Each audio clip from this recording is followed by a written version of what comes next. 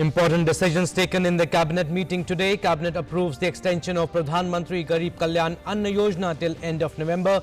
Under Ujjwala Yojana, 3 free cylinders to be provided till September.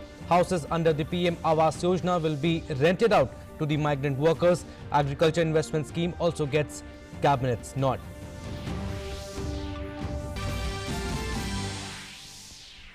MHA sets up interministerial committee to probe into Rajiv Gandhi Foundation, Rajiv Gandhi Charitable Trust and Indira Gandhi Memorial Trust. Special Director of ED to head the committee.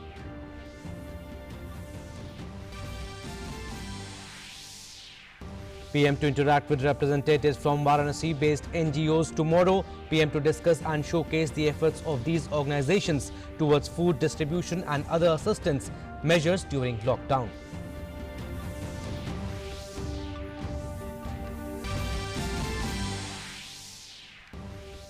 Major setback for China. US FBI director calls on Beijing as the biggest threat to national security to US.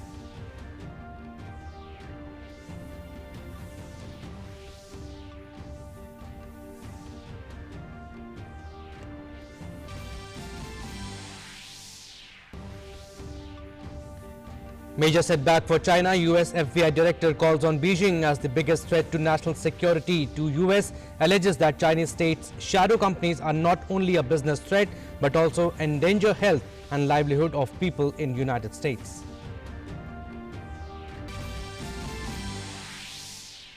And in sports, international cricket resumes today after a gap of 117 days due to COVID-19 pandemic. England take on West Indies in the first test in Southampton. Jason Holder and Ben Stokes to lead teams in historic test.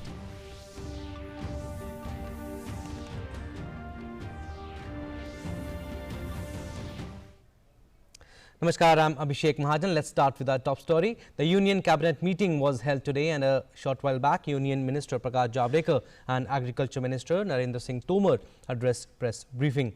In view of need for continuous support to the poor and the needy, Cabinet has approved extension of Pradhan Mantri Garib Kalyan Yojana for another 5 months from July to November 2020. Let's listen in what Union Minister said. July, अगस्त, सितंबर, अक्टूबर, नवंबर 5 महीने अब ये योजना चालू रहेगी, जिसमें 5 kilo प्रति व्यक्ति 81 करोड़ लोगों को 5 किलो प्रति व्यक्ति मुफ्त अनाज मिलेगा और 5 किलो 5 महीने में पकड़ेंगे तो 5 किलो चना मिलेगा और 25 किलो अनाज मिलेगा। 25 किलो अनाज प्रति व्यक्ति मिलेगा, 5 किलो चना एक परिवार को मिलेगा। And also in a major decision, the Cabinet has approved extension of time limit for availing the benefits of Pradhan Mantri Garib Kalyan Yojana for Ujjwala beneficiaries by 3 months, and this aims to provide a safety net to the poor and vulnerable who had been hit the hardest by the pandemic. जो उज्ज्वला के gas लेने वाली 7 करोड़ 40 लाख महिलाएं हैं, उन 7 लाख 40 करोड़ लोगों को 3 cylinder free देने का ऐलान किया था, लेकिन आपको पता तक ये 3 सिलेंडर जो जून में खत्म होने वाले थे, उसके जगह वो सितंबर तक उसको अवधि बढ़ा दी गई है ताकि उनको मिले। इसके लिए 13,500 करोड़ रुपए खर्च आएगा। And in another key decision, the Cabinet has approved extension of EPF contribution of 20%, 24% I should say, that covers 12% employees share and 12% employer share for another 3 months from June to August 2020 under PM Garib Kalyan Yojana and Atmanirbhar Bharat. The total estimated expenditure amounts to now rupees 4,860 crore and the move will benefit over 72 lakh employees. सरकार ने और एक कार्यक्रम किया था, उसका भी विस्तार किया है कि जो छोटे व्यवसाय है, जहां 100 लोग हैं, 100 से भी कम लोग हैं और जिनके पास उसमें से 90% लोग 15,000 से कम तनख्वाह वाले हैं। ऐसे कर्मचारियों की हर महीने जो 12% प्रोविडेंट फंड जाता है वो सरकार ने भरा, मजदूरों का भी, कर्मचारियों का भी और मालिक का भी। तो ऐसे 3,67,000 उद्योगों को, एस्टेब्लिशमेंट्स को इसका फायदा हुआ और 72 लाख लोगों को इसका फायदा हुआ। Moving on to our next story, the Ministry of Home Affairs has set up an interministerial committee to coordinate investigations into alleged violation of various legal provisions by Rajiv Gandhi Foundation, Rajiv Gandhi Charitable Trust and Indira Gandhi Memorial Trust. There have been allegations that money came into these organizations from fake companies or countries considered tax havens, which were in violation of money laundering laws. This high-level committee will coordinate the investigation being carried out by various agencies.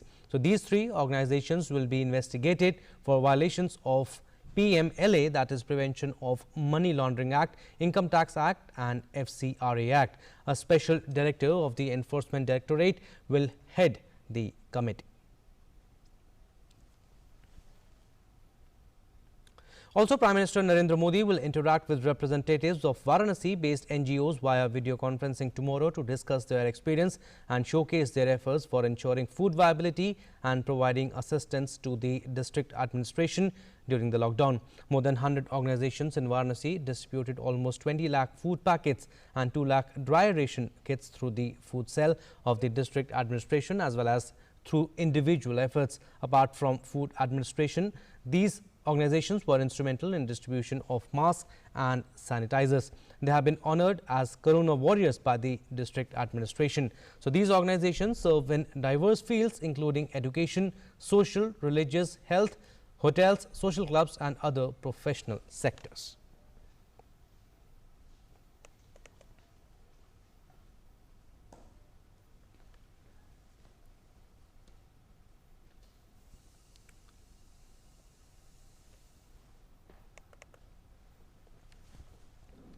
So PM Modi's interaction tomorrow and interaction with the NGOs of Varanasi.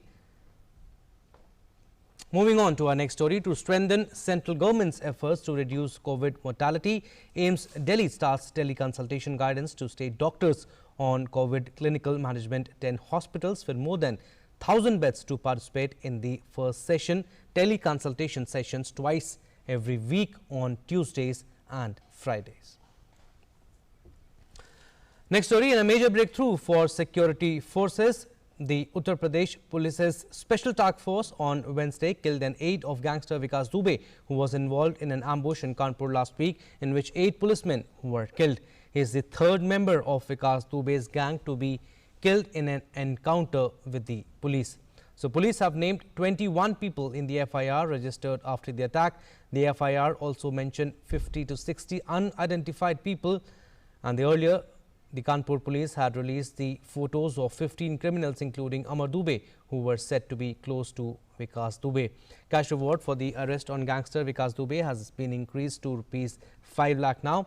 Meanwhile, the Haryana Police has arrested a close aide of Vikash Dubey, Kartike alias Prabhat, along with the other 2 accused, Ankur and his father Shravan from Faridabad. Ankur and his father had helped Vikash Dubey and Prabhat to hide after the ambush.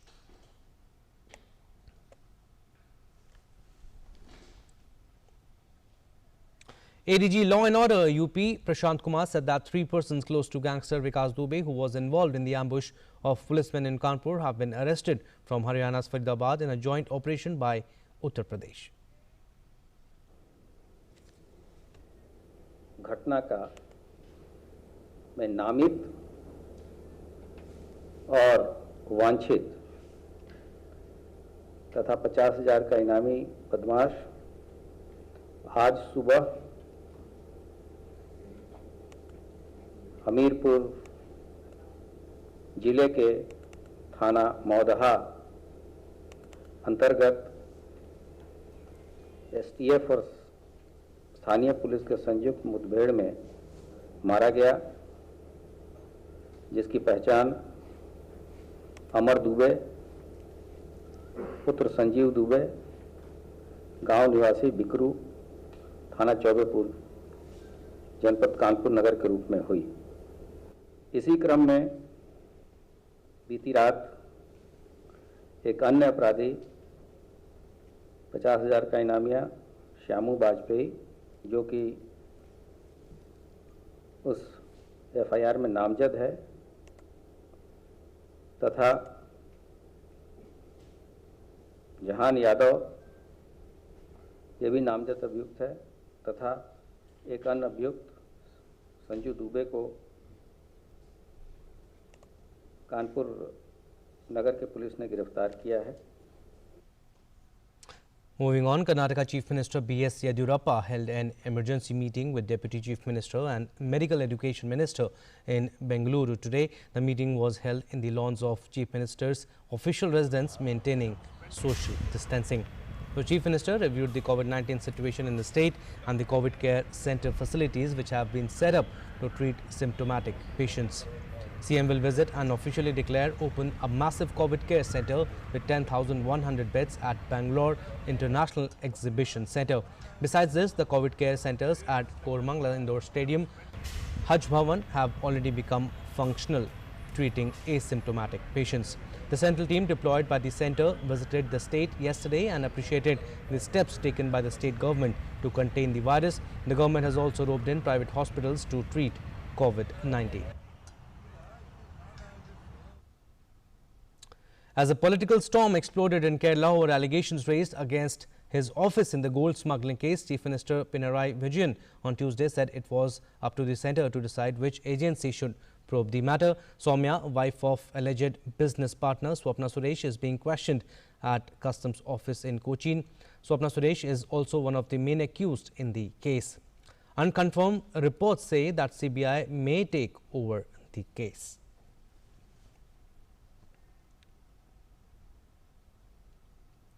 Meanwhile, protests have been launched by the BJP and UDF in Kerala against the Chief Minister in various cities. In Calicut, the BJP protest was inaugurated by State President K. Surendran. BJP is planning constituency level protest on 9th and later at Panchayat level 2, demanding resignation of the CM. Moving on, Indian Met Department forecasts thunder showers in Delhi NCR for the next 24 hours, followed by light thunder showers for 48 hours after that. Speaking to DD News, Anand Sharma, who is the Deputy Director General IMD, said that for the next 24 hours, Delhi can expect a moderate thunder shower, and after that, for the next 24 hours, light rain thunder showers. The maximum temperature will be around 33 to 34 degrees Celsius. Temperatures on Tuesday stood low in Delhi after light rain showers greeted people with cool breeze.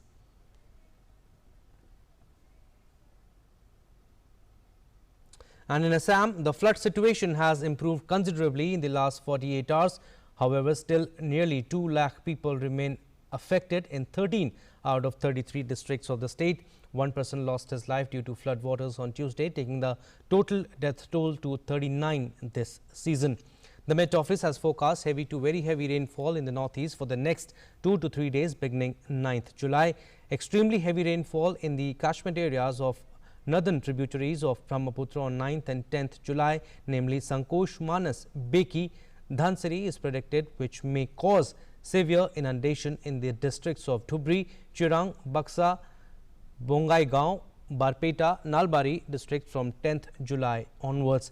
Similarly, heavy to extremely heavy rainfall in the catchment areas of southern tributaries, namely Lohit, Noa, Dining, Burhaidhing are likely to cause severe flooding in the districts of Tinsukia and Dibrugarh.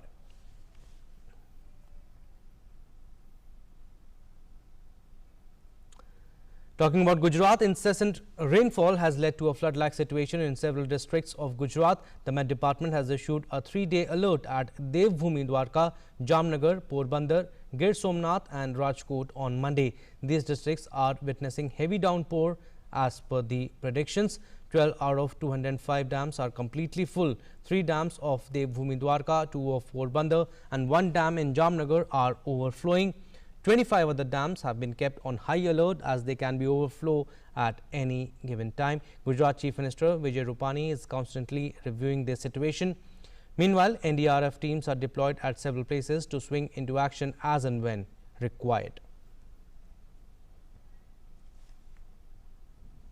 And in another update, exactly 2 months after 12 people were killed and thousands affected in a gas leak in Andhra Pradesh's Visakhapatnam, the city police arrested 12 people including CEO and directors and few others in connection with the case.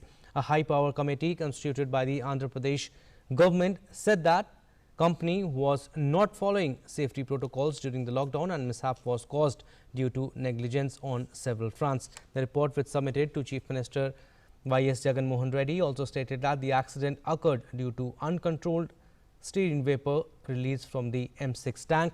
The Andhra Pradesh Pollution Control Board also suspended 2 environmental engineers for allowing operations of LG polymers without environmental clearance. So, India has yet again unmasked Pakistan before the world community on the issue of terrorism during an intervention at the UNOCT virtual session on Tuesday. India said that using the pandemic as an opportunity, terrorists have made innumerable attempts to infiltrate in India from their safe abodes across the border to carry out the attacks. India's head of delegation, Mahavir Singh, said that while the world is coming together to battle the pandemic, Pakistan continues to use every opportunity to peddle false narratives and make baseless, malicious and egregious allegations against India and interfere in our internal affairs. Referring to Pakistan, Prime Minister Imran Khan's recent statement in his parliament glorifying Osama bin Laden as a martyr, India said this is a chilling reminder of the patronage that the international terrorists receive in Pakistan. India also called upon the world community to call upon Pakistan to take sustained, verifiable and irreversible actions against terror outfits operating on the territory under its control. Pakistan's role as the epicenter of terrorism has been well documented by numerous international organizations, including the UN and FATF. Pakistan's Prime Minister had publicly acknowledged the presence of up to 40,000 terrorists in his country and that terrorists from Pakistan have attacked the neighboring countries. And recently, a UN Security Council report also said that around 6,500 Pakistani terrorists belonging to LAT and Jaish-e-Mohammed are operating in Afghanistan. India, while criticizing Pakistan for peddling misinformation on Kashmir, said that Pakistan is seeking to portray its military, financial, logistical support to cross-border terrorism against India as a freedom struggle. And highlighting the gross human rights violations by Pakistani authorities in Balochistan, Khyber Pakhtunkhwa and Pak-occupied Kashmir, the Indian representative said that Pakistan has systematically and consistently discriminated against its religious and cultural minorities. Reports on forced conversions, attacks on religious places of Ahmadiyas, Christians, Hindus, Sikhs, Shias, Pashtuns, Sindhis, Hazras and Balochis in Pakistan are well known to the world community. And rejecting Pakistan's fake narrative against India, the Indian representative said that the least Pakistan could do is to look into its own sorry state of affairs and put its house in order before pointing finger at others and spewing venom against the democratically elected Indian government and its leaders. Moving on.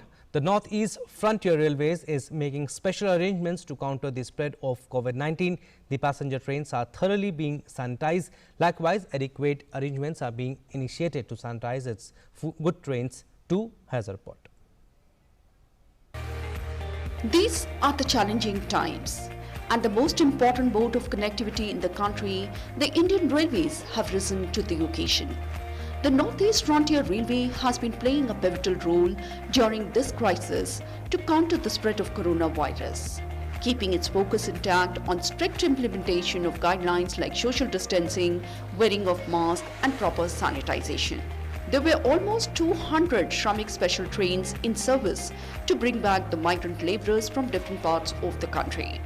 Presently, there are 4 passenger trains in this region and 2,400 goods trains are running to ensure supply of essential commodities to the Northeast Frontier region. Guard को भी sanitiser करता है और driver भी sanitiser होता है, उसके बाद वो लोग ड्राइवर लोग को गाड़ी चलाने की अनुमति देना पड़ता है। ऐसे भी लॉकडाउन पीरियड में अभी तक हम लोग 2400 गुड्स ट्रेन चलाया और अभी 4 ट्रेन चल रहा है पैसेंजर ट्रेन आसाम से। Along with passenger trains, North Frontier Railways have also made arrangements to sanitize the goods trains, go down, freight, loading and unloading unit of railways. यात्रा शुरू करने से पहले उसका हम मेंटेनेंस करते हैं, तो मेंटेनेंस करने के समय जो ज़्यादा खराब हो जाती है गाड़ियाँ, उसको मैं यहाँ पर लाता हूँ डिपो में और उसको थोड़ा इसका ये चेक करते हैं, ओवरहॉलिंग करते हैं। लेकिन इसको करने से पहले हम इस वागन को पूरा सैनिटाइज करते हैं by this battery operated sanitizer machine. Wagon को पहले सैनिटाइज, ऊपर डोर पोर्शन जहाँ पर ये अनलोडिंग के समय कुलियों ने छुआ रहता है या सामान बाहर से आ रहता है, इसलिए इनसाइड आउटसाइड इसको पूरा हम सैनिटाइज कर देते हैं। Railways are on the go. It has been doing commendable job. This work has been much exercised in the pandemic scenario, ensuring hassle-free movement and unrestricted flow of people in these times. The role played by Northeast Frontier Railway has come in for much appreciation from the people of the region.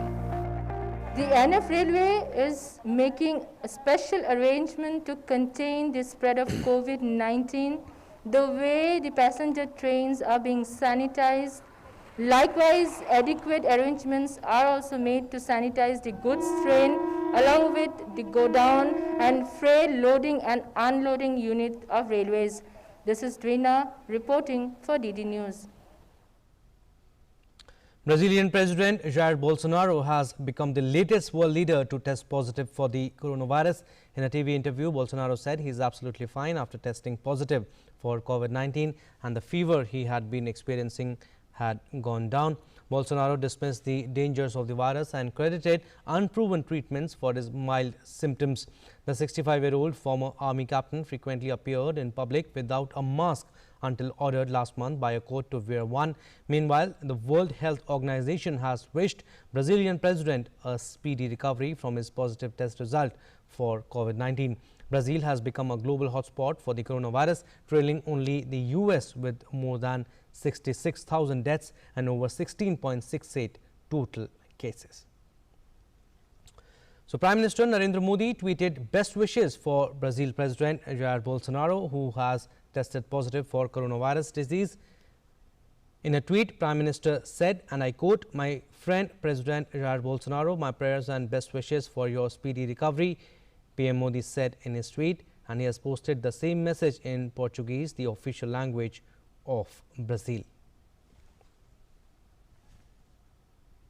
Some good news now. International cricket resumes today after a break of nearly 4 months as England take on West Indies in what promises to be a historic 3-test series. The toss for the England versus West Indies first test in Southampton has been delayed due to light rain and wet outfield. That's the latest update we can give you. And England and West Indies both have ticked the right boxes so far in making arrangements for the test series while keeping the safety and health of the players and other stakeholders as a priority. A successful series between England and West Indies will certainly boost the hopes of other cricket playing nations to consider resuming cricketing activities.